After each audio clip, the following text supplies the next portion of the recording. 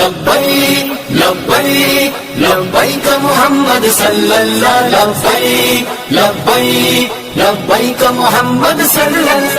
السلام علیکم ورحمۃ اللہ وبرکاتہ. الصلاۃ والسلام علیک یا رسول اللہ صلی اللہ تعالی علیہ وسلم.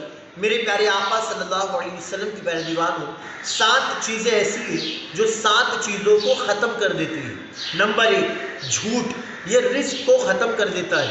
جو لوگ جھوٹ بولنے کے عادی ہیں ان کے چہرے سے نور ختم ہو جاتا ہے، ان کی زندگی سے سکون چلا جاتا ہے. وہ لوگ ہمیشہ لوگوں میں بدنام رہتے ہیں جو جھوٹ بولتے ہیں.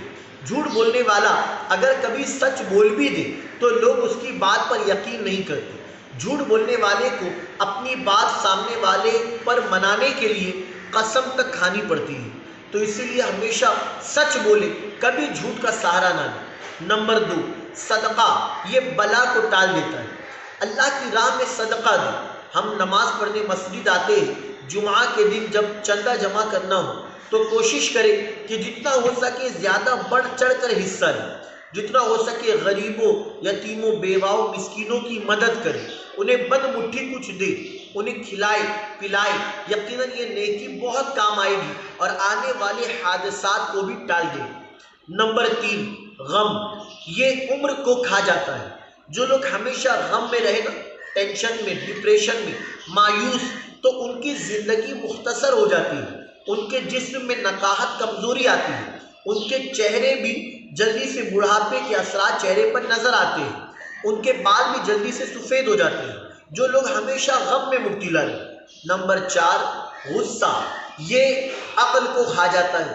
آپ دیکھیں جب بندہ غصے میں ہوتا ہے تو پھر اسے کچھ سمجھ میں نہیں آتا کہ اس نے اپنی زبان سے کیا کچھ کہا. اور حدیث مبارکہ میں کہ جب بندہ غصے میں ہوتا ہے تو شیطان اس شخص کے دماغ سے کھیلتا ہے، بالکل اس طرح جس طرح ایک بچہ بال سے کھیلتا ہے. جس طرح بچہ گیند سے کھیلتا ہے نا، یہاں وہاں پھینک رہا ہے، تو اسی طرح غصے کی حالت میں شیطان اس انسان کے دماغ سے کھیلتا ہے اور بندہ غصے میں گالی بھی دیتا ہے، جھوٹ بھی بولتا ہے، غصے میں یہاں تک کہ طلاق بھی دے دیتا ہے.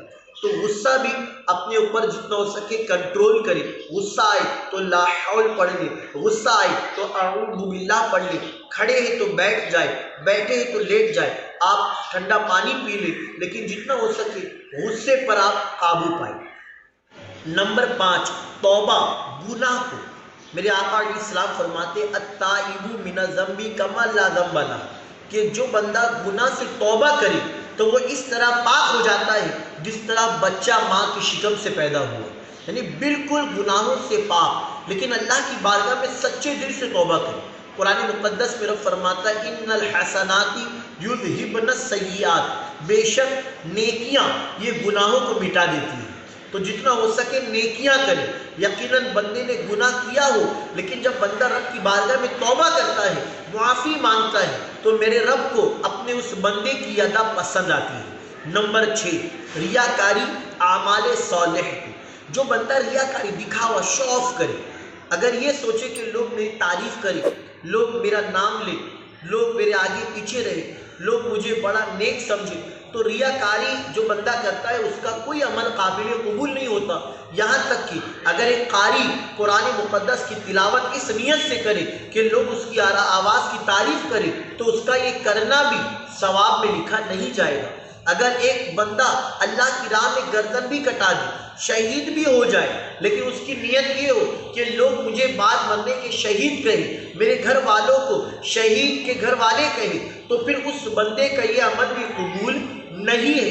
جو اگر کسی کو دکھاوے کے طور پر 1,00,000 2,00,000 کی یا ہزاروں کی مدد کرے اور یہ سوچے کہ لوگ میری تعریفوں کے نام لے، تو یاد رہے کہ پھر یہ عمل صالح بھی کام نہیں آئے گا.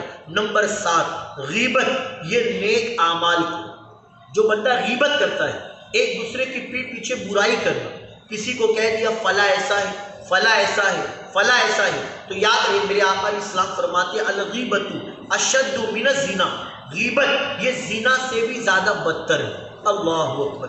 غیبت یہ ایسا گناہ ہے کہ امام غزالی رحمۃ اللہ علیہ فرماتے ہیں کہ غیبت کرنے والا اگر توبہ کر بھی لے تو قیامت کے دن سب سے آخر میں جنت میں جائے گا، اور اگر توبہ نہ کیا تو سب سے پہلے جہنم میں جائے گا.